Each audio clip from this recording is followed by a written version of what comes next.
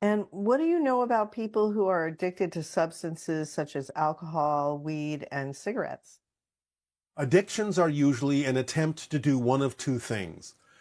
They feel an emptiness within themselves, and therefore they are using external substances to attempt to fill what they feel is a void within their spirit, within their soul, or they are using those substances to numb the feeling so they don't have to pay attention to it.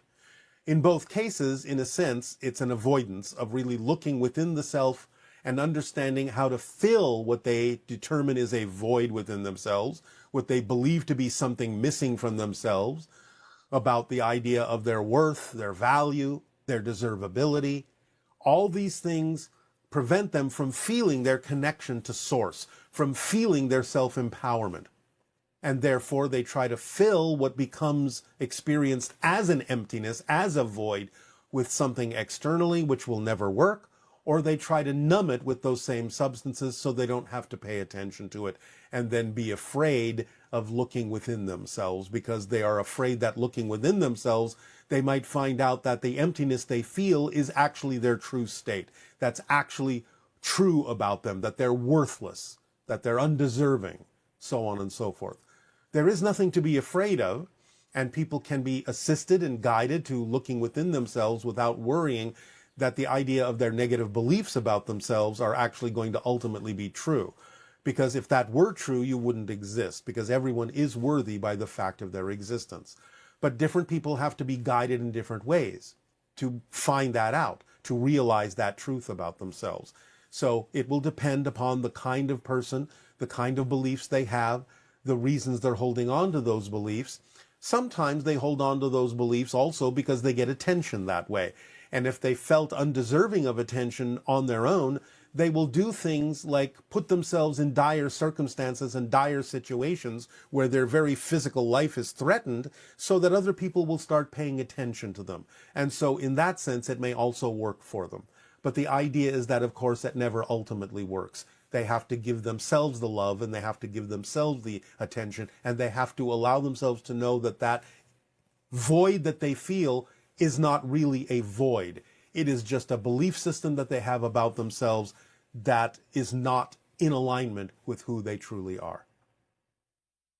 So, when an individual allows themselves to feel happy, to feel their connection to source, Yes. when they allow this, that automatically shifts them out of the state that you're describing, where they feel an emptiness or a loneliness and they seek out external things to fill that. Yes, because again, external things aren't real. We understand that physical reality seems very solid to you, but it's not. It's an illusion. And therefore, those things have no real substance to them. So what you're doing is you're feeding yourself, in a sense, a diet of illusions when you are addicted to things that really have no substance. It's nothing more than a reflection or a play act saying, I feel empty, I feel undeserving, I feel unworthy, I feel that I have no soul, no solid connection to anything in creation. So all you're doing is demonstrating that by taking these illusionary props and assuming that they're actually the things that you need to repair yourself, or that you need to numb yourself so you don't have to pay attention to it. Remember, physical reality isn't real. So even though you create a physical reaction to these substances, you're actually doing that yourself. You're deteriorating yourself by yourself. You are diminishing your energy and you are making disconnections to physical reality on your own. It's just that those kinds of substances become negative permission slips that you can say, it's not my fault, I'm doing these things, and these things are doing it to me. It's all an illusion. It's all a play act. So, But in a it's sense, based it's on the idea of a negative sense of self instead of a positive one. so the idea is that that is creating a permission slip to allow you to bypass the negative beliefs that are keeping you from feeling the connection that you Yes. naturally have to source. And that's when a permission slip becomes a negative Yes. thing, when you rely on that to put you in that state instead of realizing that you have the ability to choose that state and not Yes. buy into the negative beliefs that are diminishing your energy and keeping you feeling Yes. isolated. Yes, because the fundamental vibrational frequency of addiction is that a person feels like they have no choice. And that's a choice they're making. But they don't know that because it doesn't feel that way. So they have to understand the paradox that having an experience of feeling like you have no choice is a choice. And once they understand that, they can break through it if they desire to. So, like in the situation where a person comes into this life with a theme of an eating disorder, like an anorexia or bulimia, from a very young age, is there a special reason why someone would choose that? Well, yes, again, there can be. Again, please remember, there are as many reasons as there are people. Now, some of them fall into collective categories, yes, and can be generally similar, yes. The idea sometimes why a soul would choose that is not even so much for their own soul's growth, although it always does help because it can accelerate whatever a person might be willing to learn in physical reality by having an experience like that and transforming it relatively rapidly in the period of a lifetime. As far as the soul is concerned, that's a brief period. But the idea is that it also helps other people learn how to have compassion and start relating to people like that to figure out what's going on within them. And that helps society as well understand why they may be creating certain things that they are creating that they may not actually prefer to be experiencing. So sometimes a soul will choose that, not even for themselves so much as for what it will do to help society learn and grow in more compassionate ways. So again, you have to take it on a case-by-case basis. And in this example, the person is saying that their older brother has a disability due to a genetic condition and he can't speak or walk. I'm interested in exploring the spiritual significance of individuals with disabilities in the physical world. Can you provide Yes. some insight on this? Same answer. What are you learning that you otherwise wouldn't have learned had your brother's condition been normal? Are there different ways you now have to learn to communicate with someone who cannot speak? Are there different things you are learning about assisting someone who cannot walk? How do these things symbolize issues within yourself, your family, and society in terms of learning to see things in a different light, learn to do things in a different way, to have compassion and understanding and creative imaginations strong enough and broad enough to figure out how can we allow these people to be valuable members of society, and what are we learning from them we otherwise wouldn't learn by what they have chosen to experience in this way. These are the first questions that need to be asked in relation to dealing with someone with those kinds of conditions. What are we learning? How is this serving humanity? How is it serving society that this soul chose to have what appear to be these limitations, and it's forcing us to look for new ways, different ways to think outside the box, as you say, to interact with them and engage them and admit them into society, because they are helping society expand and improve the ways in which we communicate, we act, we deal with other people that are different from ourselves, so on and so forth. Okay. And what is the difference between self-realization and enlightenment? Not so much. You have to be self-realized to be enlightened, and you have to be enlightened to be self-realized. It's basically two sides of the same coin of being your true self and being awake and aware in the idea that you are creating your reality and that you have the freedom to choose what experience you have of that, and taking the responsibility, not in a negative way, but in the ability to respond for all the things you experience, because you know you are your own universe, and yet you are interacting with other facets of it in whatever way, shape, or form serves humanity best and serves everyone best and serves all that the best at being itself and experiencing itself in all the ways that it can. It is the understanding of that that promotes enlightenment and awareness of self in terms of what it means to be the self. And when our pets pass away, is their death experience the same as ours? Do they experience a waking up? Do they have a life review? Does their energy, their soul hang out with us? How can we connect with our pets who have passed? Think of them, feel the love you have for them. They will feel it, they will pick it up. They don't have exactly the same kind of process of transitioning back into spirit. The idea of a life review is not exactly what it is for a human.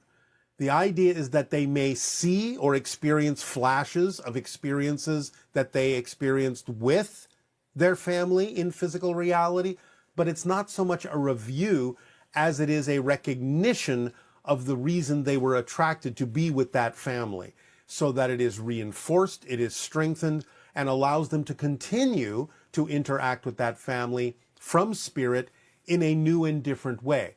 So when you know that they are willing and capable of still continuing to interact with you from spirit, think of them, feel the love you have for them. They will feel it, they will pick it up, and they do sometimes interact with people in a variety of ways, even though you may not completely perceive it to be so. But you can hone your senses, you can feel and know when they are there for you. They can also be off doing other things.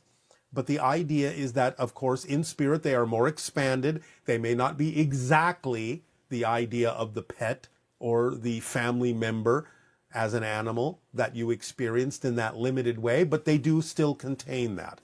They are bigger than that, just like you are bigger than that when you are in spirit. But nevertheless, they are keenly and constantly aware of the connections that they have with you and are more than willing to engage with you when you hone your senses and are capable of perceiving that they are doing so.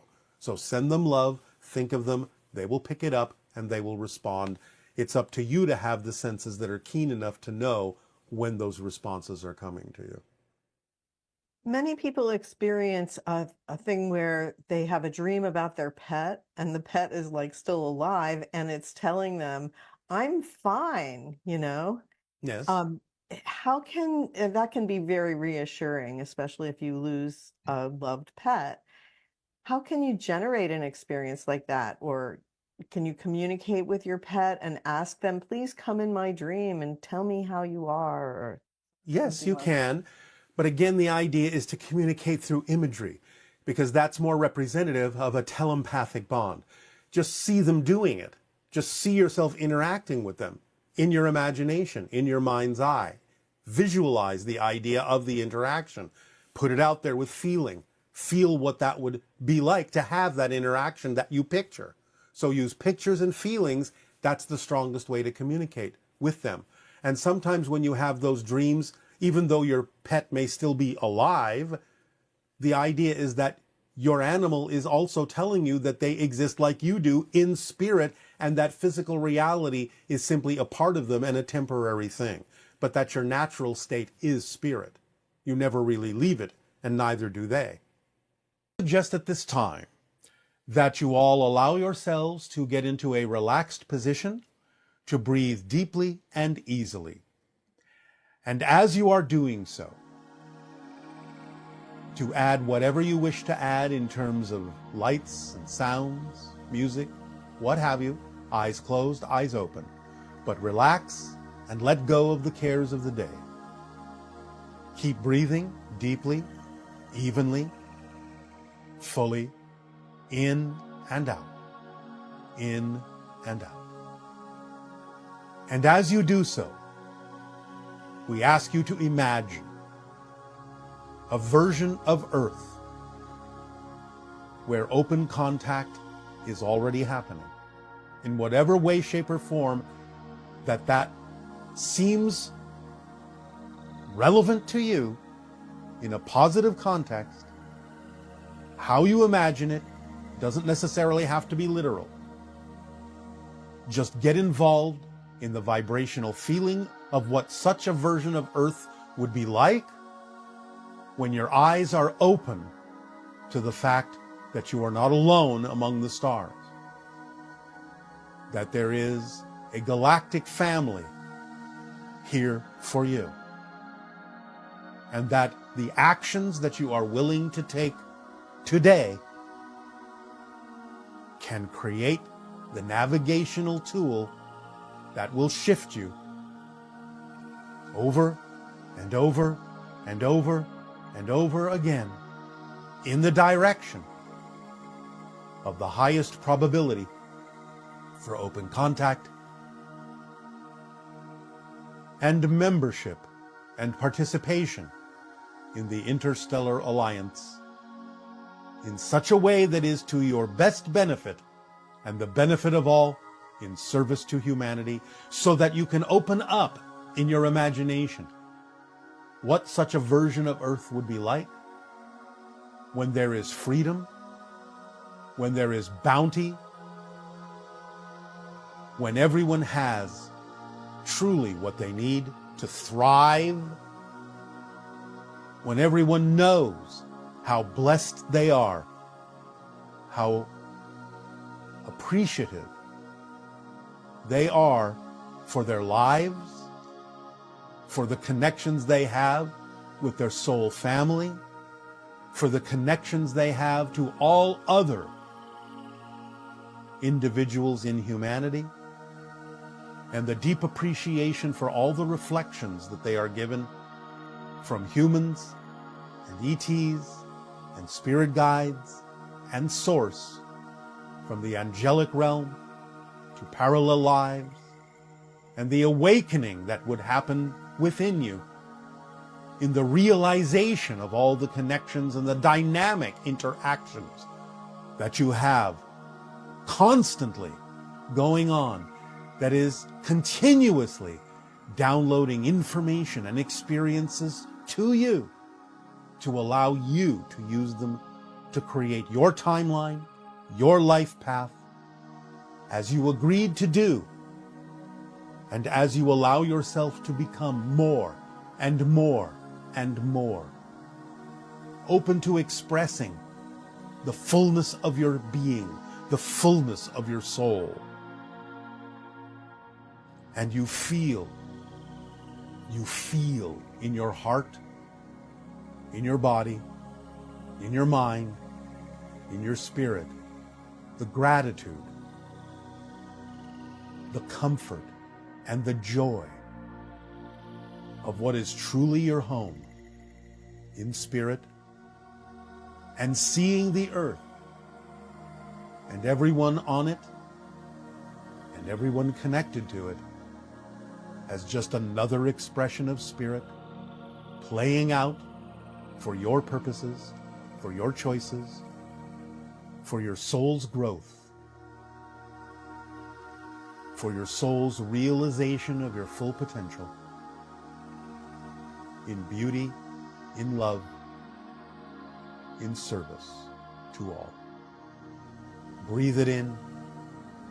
Breathe in this vision without insistence, without assumption as to what it would actually look like, but create your own version for now to allow the resonant frequency of open contact to permeate every cell of your being, of your body, of your soul. To know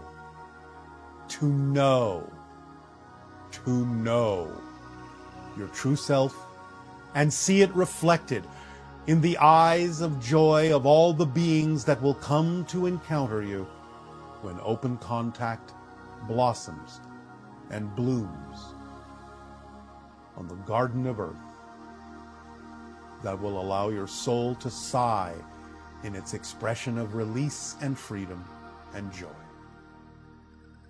To sigh and let go. To take in all that you have learned. To cherish all the challenges that have helped you become, in this moment of contact, who you are. Your willingness to be you, to participate, to be involved, to be engaged, and to be in love with humanity in all of its challenges, positive and negative, that have brought you to this point, in compassion and seeing through the eyes of all that is. Breathe it in and be free. Breathe it in and be yourself. Breathe it in and join us. Breathe it in and welcome home. To the home that has always been here, though it has been invisible for so long. You are in spirit right now. Welcome home. Our unconditional love to you all, in service to you, Avea. Good day and good night.